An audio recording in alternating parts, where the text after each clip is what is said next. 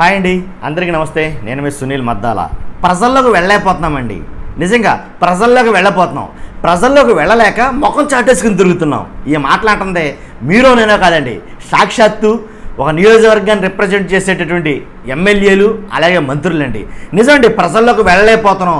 ప్రజల్లోకి వెళ్ళలేక ముఖం చాటేసుకుని తిరుగుతున్నాం అనేది కొన్ని మాటలు అండి అధ్యక్షులతోటి అలాగే పార్టీ అధినాయకులతోటి కొంతమంది ఎమ్మెల్యేలు మంత్రులు మాట్లాడుతున్నారంట. ఎందుకని వీళ్ళు ప్రజల్లోకి వెళ్ళలేకపోతున్నారో, ఎందుకని ముఖం చాటేసుకుని తిరగాల్సి వస్తుంది ఏంటో నేను చెప్పే ముందు ప్లీజ్ నాకు మోటివేషన్గా ఉంటుంది, ఒక లైక్ అయితే చేయండి. లైక్ చేసిన తర్వాత మీ అమూల్యమైన అభిప్రాయాన్ని ఈ వీడియో ఎండ్ వరకు చూసి మీ అమూల్యమైన అభిప్రాయాన్ని కామెంట్ రూపంలో తెలియజేయండి. అంతేకాదు 100% మన ఛానల్ని పక్కాగా సబ్స్క్రైబ్ చేసుకోండి. ఎందుకంటే ఇలాంటి ఇంట్రెస్టింగ్ పొలిటికల్ టాపిక్ వీడియోలు మేము ముందుకు వస్తుంటాయి. వాస్తవం ఉంటేనే అది వీడియో చేయడం జరుగుతుంది.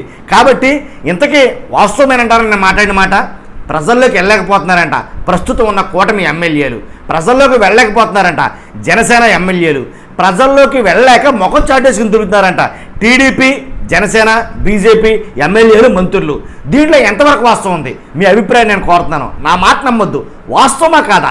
ప్రజల్లోకి వెళ్ళలేకపోతున్నామని వాళ్ళ అధినాయకుల దగ్గర కొంతమంది ఎమ్మెల్యేలు మాత్రం వాళ్ళ అధినాయకుల దగ్గర మొరపెట్టుకుంటున్నారంట. ఇది ఆ నిఘా వర్గాలు కొన్ని రకాలుగా మాట్లాడుకున్న మాటలు కొంతమంది బయటకు వచ్చినటువంటి లీక్ మాటలు అనమాట. కాబట్టి నిజంగా వాస్తవానికి ఏంటంటే వెళ్ళలేకపోతున్నారంటారా ఎమ్మెల్యేలు ప్రజల్లోకి నియోజకవర్గానికి అంటే కనుక నేనేం చెప్తానంటే 100% వెళ్ళలేకపోతున్నారు, ఎలాంటి డౌట్ లేదు. ఎందుకు వెళ్ళలేకపోతున్నారంటే కనుక ఏదైతే మనం హామీలు ఇచ్చామో, ఏదైతే మనం నెగ్గడం కోసం, మనం అధికారంలో రావడం కోసం కొన్ని హామీలని ప్రజలకు ఇచ్చాం. ఏంటంటే జగన్మోహన్ రెడ్డి గారు ఇచ్చిన హామీలు కాకుండా దాన్ని రెట్టింపు చేసి హామీలు ఇచ్చాం. ఎడాపెడా ఏం మాట్లాడకుండా హామీలతోటి కొమ్మరించాం. కాబట్టి ఆ హామీలు నమ్మి ప్రజలు మనకు ఓట్లేశారు, ఆ హామీలు నమ్మి ప్రజలు మనల్ని నమ్మి గెలిపించారు. కాబట్టి మనల్ని గెలిపించిన ప్రజల్లోకి వెళ్ళాలంటే ఆ హామీలు ఎంతో కొంత తీర్చాలిగా. ఆ హామీలు కనీసం ఏదో ఒకటి స్టార్ట్ చేయాలి కదా. ఏమీ లేకుండా హామీలన్నింటిని అలాగ వదిలేసి గాల్లో వదిలేసి అసలు ఆ హామీలు నెరవేరుస్తామో లేదో తెలియకుండా ఇప్పుడు ప్రజల్లోకి వెళ్ళమన్నారు. మీరు మమ్మల్ని ఎలా వెళ్ళమంటారో? వాళ్ళు అడిగిన దాంట్లో న్యాయం ఉందంటారా లేదంటారా?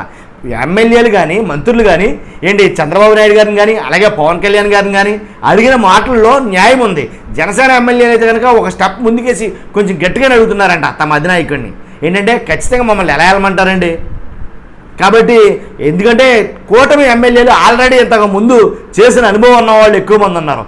కాబట్టి వాళ్ళకి హామీలు ఇవ్వడం, వాటి ఊసెత్తకపోవడం కొద్ది గొప్ప అలవాటు పడిన వ్యక్తులు. కానీ జనసేన అలా కాదు. అంతా ఫ్రెష్ క్యాండిడేట్లు ఉన్నారు కాబట్టి కొంచెం ఇబ్బంది పడతారట వాళ్ళైతే ఎక్కువగా. కాబట్టి హామీలు నెరవేర్చకుండా నియోజకవర్గాల్లో పర్యటించాలన్నా, నియోజకవర్గ కార్యక్రమాలకు అటెండ్ కావాలన్నా చాలా ఇబ్బందిగా ఉంటుంది, ఇబ్బందులు తలెత్తుతున్నాయి అని అన్నారు. వాస్తవం అండి. ఏదైతే నియోజకవర్గంలో చాలా మటుకి మనం అనుకుంటున్నామో అది ఎప్పుడైతే కనుక 100% నియోజకవర్గంలో ఏ కార్యక్రమానికి వెళ్ళినా సరే ప్రజలు అడుగుతారు. అమ్మకు వందనం అన్నారు కదా, ఏదయ్యా అని అడుగుతారు. ఎమ్మెల్యే గారినైనా మంత్రి గారినైనా సరే. ఇప్పుడు వరకు నెరవేర్చలేదేంటి? ఎలా అంటే జూన్ అన్నారు, జూలై అన్నారు, మళ్ళీ ఆగస్టు వచ్చేస్తుంది కదా, ఇంకా నెరవేర్చలేదేంటి అమ్మకు వందనం? ఏం చేశారు? 15,000 ఒకరికే ఇచ్చే జగన్ గారిని వదిలేసి మొత్తం అందరికి ఇస్తానన్నారు కదా మీరు అని చెప్పేసి మిమ్మల్ని నమ్మి మేము ఈ అమ్మకు వందనం పేరు చెప్పి ఇంట్లో ఉన్న అందరి పిల్లలకి ఇస్తానన్నారని మిమ్మల్ని అధికారంలో కూర్చోబెడితే ఆ ఒక్కడికి ఇచ్చే జగన్ గారిని వదులుకున్నాము, ఇటు అసలు ఏమీ ఇవ్వకుండా మిమ్మల్ని మేము నెత్తి మీద పెట్టుకున్నాము అని చెప్పేసి కొంతమంది మాట్లాడుతున్నారంట ఆల్రెడీ. అదండి విషయం. కొంతమంది కొన్ని నియోజకవర్గాల్లో 100% అడుగుతున్నారు కాబట్టే మిగిలిన నాయకులు, మిగిలిన ఎమ్మెల్యేలు, మిగిలిన మంత్రులు జనాల్లోకి వెళ్ళలేక, ప్రజల్లోకి వెళ్ళలేక, ప్రజా కార్యక్రమాల్లో పాలు పంచుకోలేక ముఖం చాటేసుకుని తిరుగుతున్నారంట. ఇది వాస్తవమా కాదా? ఎందుకంటే అది ఒకటే కాదండి, ఇంకా చాలా పథకాలు అమలు చేయాల్సిన అమలు చేయలేకపోయారు. రైతు భరోసా ఉంది. రైతు భరోసా గురించి ఏదైనా రైతు కార్యక్రమాల్లోకి ఏ నియోజకవర్గాన్ని, ఏ మంత్రి కానీ, ఏ ఎమ్మెల్యే కానీ వెళ్ళి అడుగుపెట్టి రైతు కార్యక్రమాల్లో పాల్గొవాలంటే భయం. ఎందుకని? ఆ రైతులందరూ అడుగుతున్నారు. ఆ కార్యక్రమంలో రైతులందరూ అడుగుతారు ఏమని? అదేంటయ్యా, జగన్మోహన్ రెడ్డి గారు ఉన్నప్పుడు జూన్ నెలలోనే మాకు పడిపోయాయి కదా రైతు భరోసా అమౌంట్. ఇప్పుడు వరకు మీరు వేయలేకపోయారేంటి? ఆ రైతు భరోసా డబ్బులు జమ చేయలేకపోయారేంటి? అది కాదు, పైగా మీరు పెంచిస్తానన్నారుగా. మీరు పెంచిస్తారని ఆశపడి మీకు ఓట్లేసాం. అసలు కట్ట టయానికి వేసేసే జగన్ గారినేమో అధికారంలో దించేసాం. మేము మీకు అధికారం కల్పించాం. అలాంటి మీరు మమ్మల్ని మోసం చేయడం ఎంతవరకు ధర్మం? రైతులను మోసం చేయడం ఎంతవరకు న్యాయం? కాబట్టి మీరు ఎప్పుడు ఇస్తారా ఇవ్వరా అనేది కనుక మొహమాటం లేకుండా అడుగుతారేమో అని అడుగుతున్నారు ఆల్రెడీ, మిగిలిన వాళ్ళు అడుగుతారేమో అని రైతులకు జరిగేటువంటి కార్యక్రమాల్లో కానీ, రైతు భరోసాకు సంబంధించిన కార్యక్రమాల్లో కానీ ఏ ఎమ్మెల్యేలు మంత్రులు పాల్గొనడం లేనిది వాస్తవమా కాదా? కాబట్టి అందువల్ల ఎమ్మెల్యేలు కానీ మంత్రులు కానీ ప్రజల్లోకి వెళ్ళలేకపోతున్నారు. ప్రజా కార్యక్రమాలు ఏదైతే జరుగుతున్నాయో వాటిలో విధిగా పాల్గొనలేకపోతున్నారు అనడానికి 100% వాస్తవమా కాదా?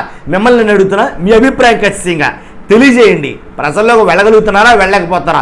ఇంకొక నెలకపోతే కనుక, ఇప్పుడు ఆల్రెడీ 2 నెలలు అయింది, 3 నెలలు 4 నెలలు అయిన తర్వాత ప్రజల్లోకి ఇప్పుడే వెళ్ళలేకపోతే 4-5 నెలలు పోయిన తర్వాత ప్రజల్లోకి వెళ్ళాలంటే ఎలా వెళ్ళగలరా? వెళ్తే ప్రజలు ఎదుర్కోగలరా? మీ అభిప్రాయం నేను కోరుకున్నాను. చూస్తున్న మీరు అందరూ కూడా మర్చిపోద్దు మన ఛానల్ ఇలా నెగ్గదీసి అడిగే కొన్ని మాటలైతే మన దగ్గర ఉంటాయి. కాబట్టి 100% వాస్తవాలకు అతీతంగా మాట్లాడతాం. చూస్తున్న మీరు అందరూ కూడా లైక్ చేయండి. Thank you very much.